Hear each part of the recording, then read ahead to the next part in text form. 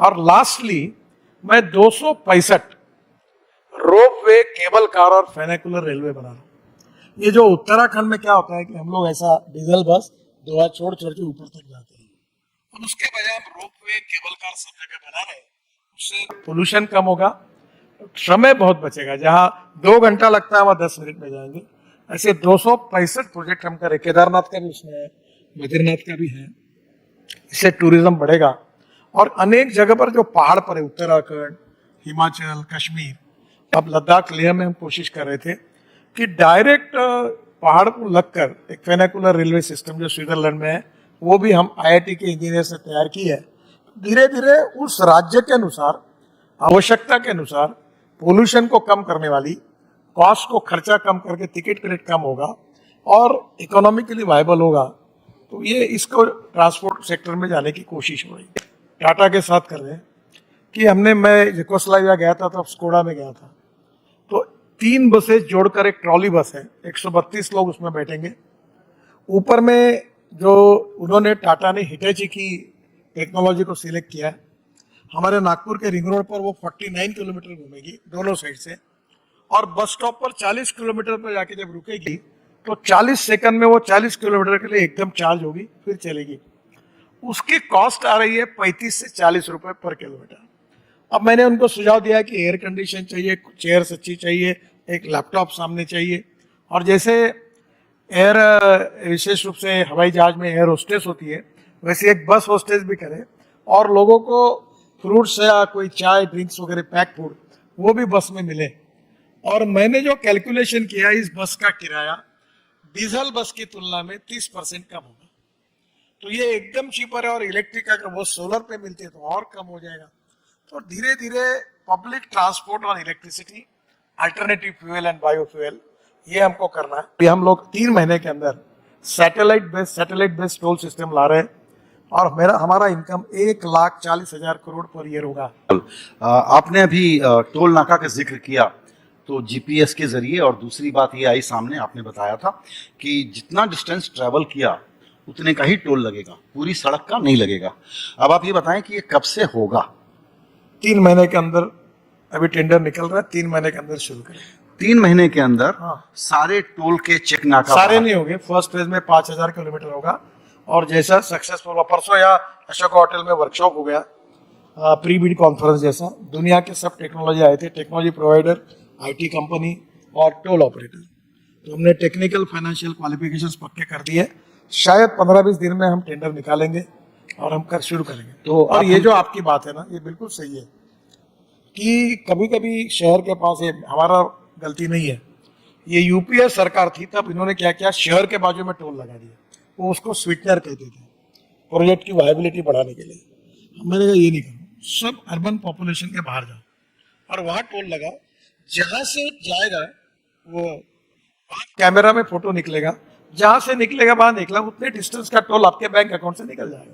कहीं रुकना नहीं, कोई रोकेगा नहीं, कोई बताएगा नहीं, नो प्रॉब्लम। तो अब ये रुकावट वाला काम बंद हो जाएगा, और आप मुझे यहाँ पर ये हेडलाइन दे रहे हैं कि अगले 3 महीने में एक ठीक ठाक स्केल पे जीपीएस से चलने वाला टोल कलेक्शन का सिस्टम भारत में शुरू होगा। इस 3 महीने के अंदर 5,000 किलोमीटर का पहला प्रोजेक्ट जीपीएस सिस्टम पर, सैटेलाइट बेस्ड टोल सिस्टम पर चालू होगा, और उसके बाद सब जगह इंप्लीमेंट होगा।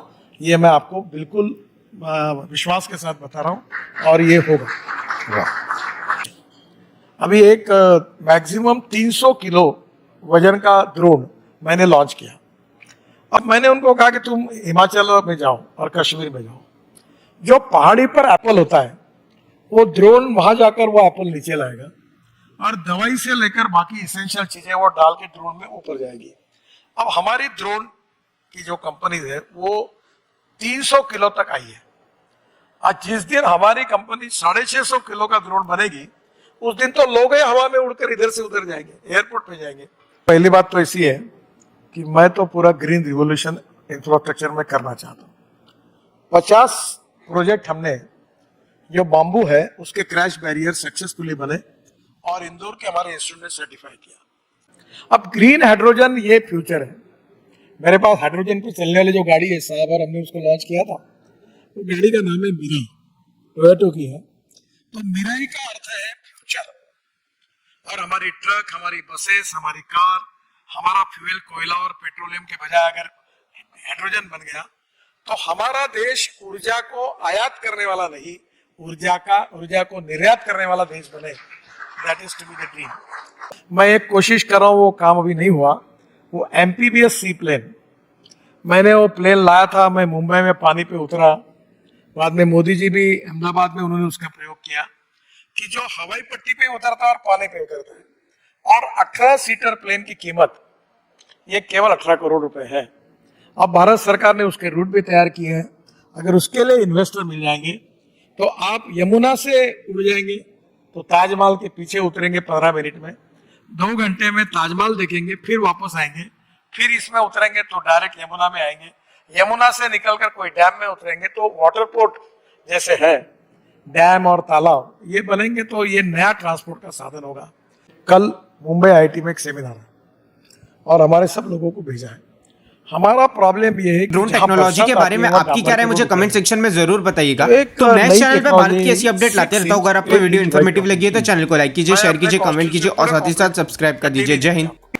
तो अभी मैंने सीरियसली आज ही सेक्रेटरी और चेयरमैन को कहा कि हम लोग अभी जो बिटुमिन रोड का बेस अच्छा है वहाँ कॉन्क्रीटिंग 6 और 8 इंच का ये कॉन्क्रीटिंग सरफेसिंग करेंगे, व्हाइट टॉपिंग, और उसके ऊपर बिटुमिन सरफेसिंग करके रोड की क्वालिटी अच्छी रखने वाली योजना तैयार करेंगे। क्योंकि मैं इस मत पर आया हूँ कि बिटुमिन के रोड बनाने से वो टिकते नहीं है, बरसात में जाते हैं। मेरा प्रॉब्लम क्या हुआ, जिस दिन मैं बोलता हूँ ये सीमेंट वाले जिन पर मेरा गुस्सा है, ये कार्टेल बनाकर रेट बढ़ा देते हैं। अब मैं सीमेंट रोड जब बनाने की बात करता हूँ तो सीमेंट का रेट बढ़ता है, तो मैंने फिर वो पहले मैं पूरे सीमेंट रोड बना रहा था, फिर मैंने बिटुमिन शुरू किया।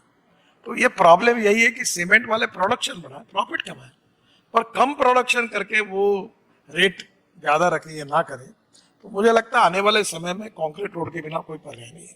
तो अभी आप देखिए लंदन ट्रांसपोर्ट, आप हमारे ट्रांसपोर्ट में जरूरत ही नहीं सरकार ने बसेस देने की।